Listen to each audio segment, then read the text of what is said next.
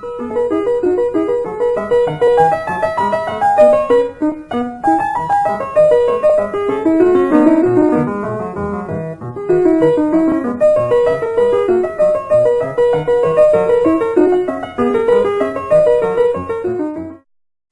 you can imagine, casing and its different components can be very expensive, so choosing the correct equipment for the depth and pressure of the well is very important.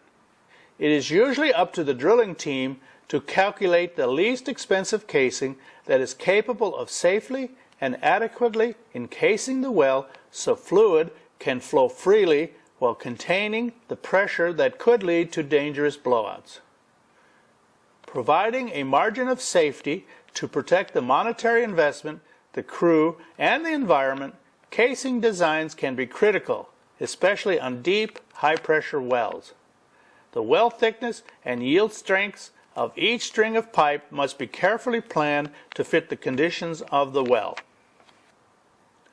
For example, if the casing pipe is too thin, the casing can fail, causing a blowout, but on the other hand, if the casing is too thick, then money is spent unnecessarily.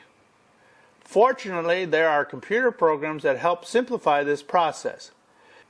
To ensure adequate and safe design, there are 4 design criteria that the drilling engineer must factor into his equations for the casing design. The first is tension.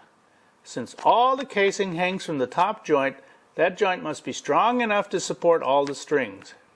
It is sometimes better to strengthen the upper part of the string by using a thicker wall or higher grade pipe.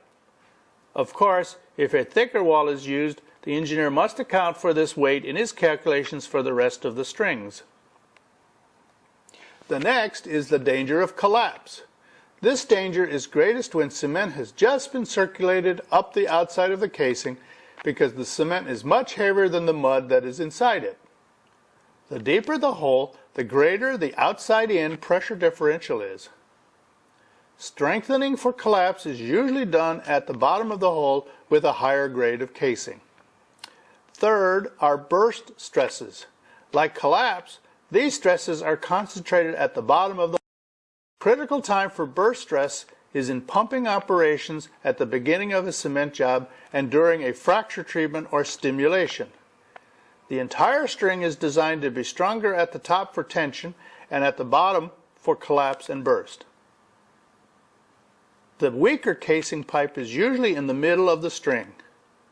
The fourth is corrosion. In deep wells, higher grade pipe must be used to get the necessary strength because too thick-walled pipe can be too heavy for the tension. Higher grade pipe, however, is more susceptible to corrosion.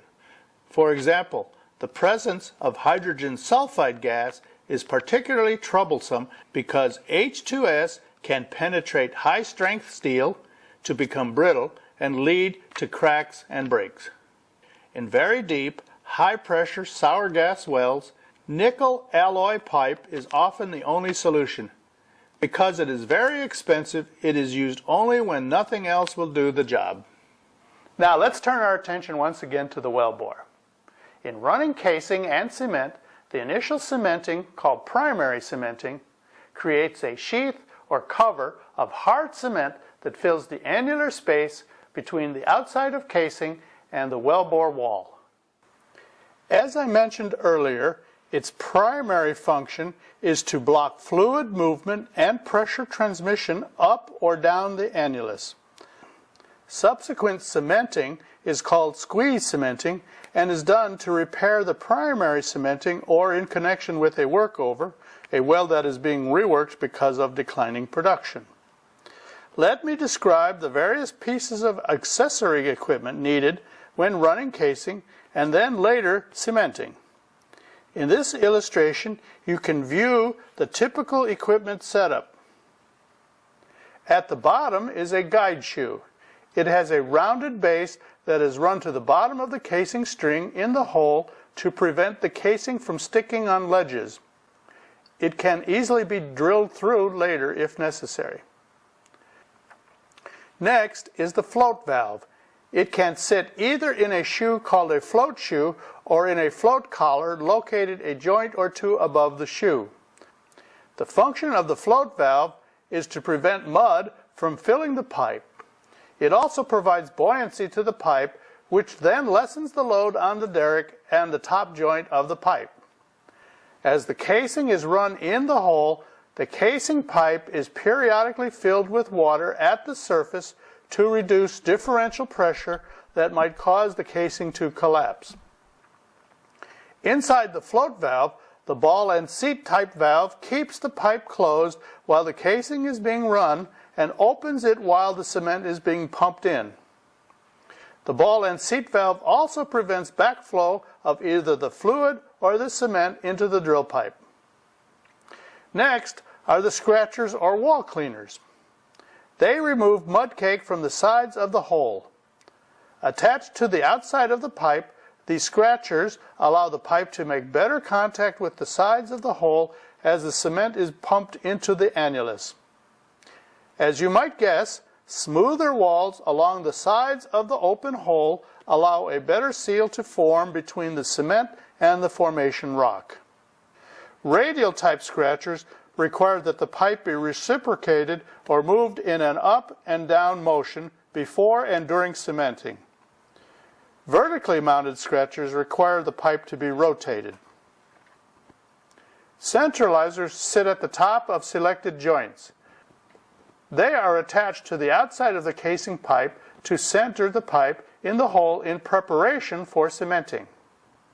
Centralization of the pipe is essential because for maximum functionality, the cement sheath must evenly and completely surround the pipe.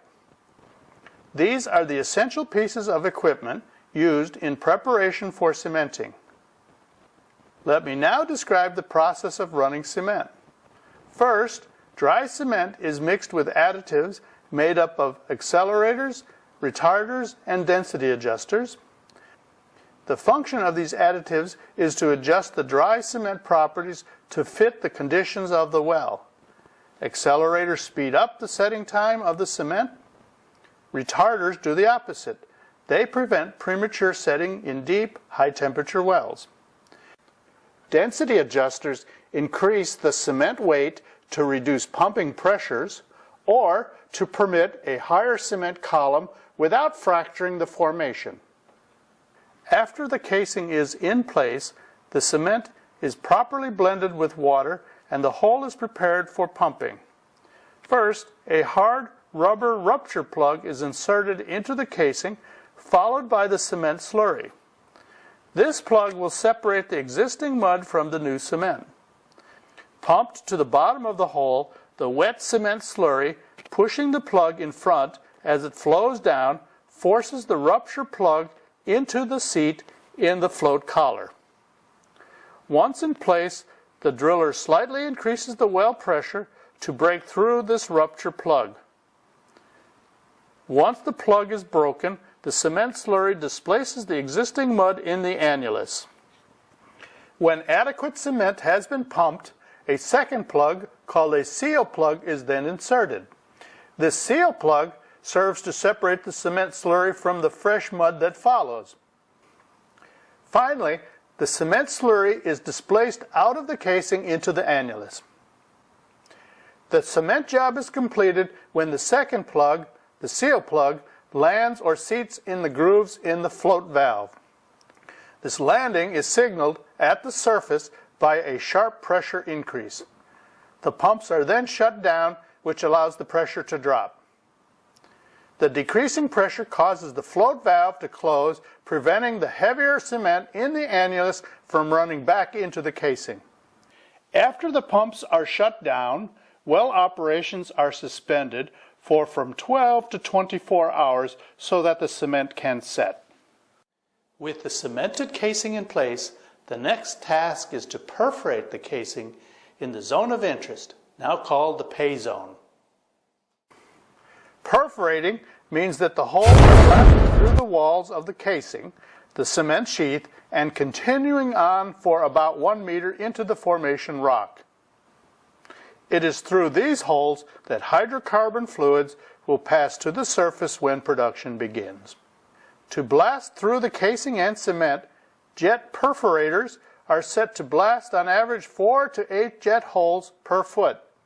Each shot is rotated 90 degrees or 180 degrees from the one above throughout the pay zone.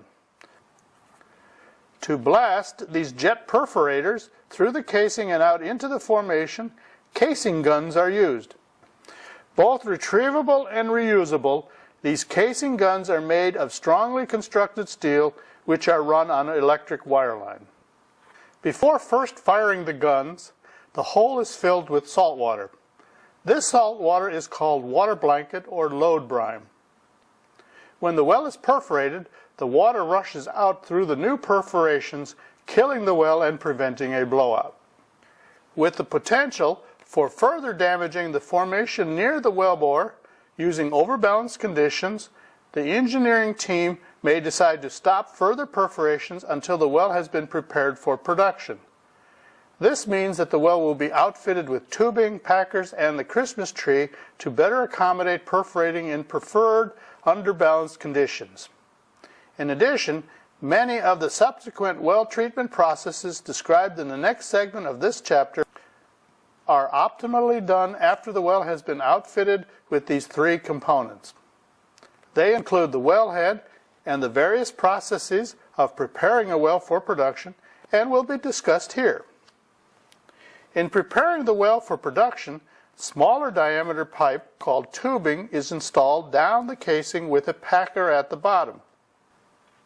Let me point out here that the permanent casing is rarely used as a conduit to get oil and gas to the surface. Remember, its main function, along with the annulus, is to seal the wellbore and keep it sealed. Instead, smaller tubing installed through the casing is used to bring the fluids to the surface. Manufactured in joints of 30 feet with threaded couplings, the diameter of the tubing can vary depending on the fluid amount projected to be produced. For example, small tubing that is 2 3/8 inches outside diameter is used for shallow, low productivity wells, while large 6-inch outside diameter tubing is used in high volume gas wells. In any case, tubing is smaller than either the drilling or casing pipe and is relatively lightweight when compared to them. Because of tubing's smaller size and weight, it can be run in and out of the hole by workover rigs outfitted with smaller hoisting equipment than you would find on a drilling rig. Here you can see that these strings hang from the tubing hanger in the wellhead and are retrievable, unlike the permanent casing strings. Keep in mind also that although only one set of casing is ever run, tubing, because of its smaller size, can be run through the casing in single, dual, or multiple strings. Inside the tubing, a packer is inserted and used to seal off the tubing from the casing. By sealing off the tubing from the casing, the more easily replaceable tubing protects the more permanent casing from the pressure and corrosive elements found in the crude oil or gas as they pass to the surface. In this illustration, for example, you can see a single tubing with a packer.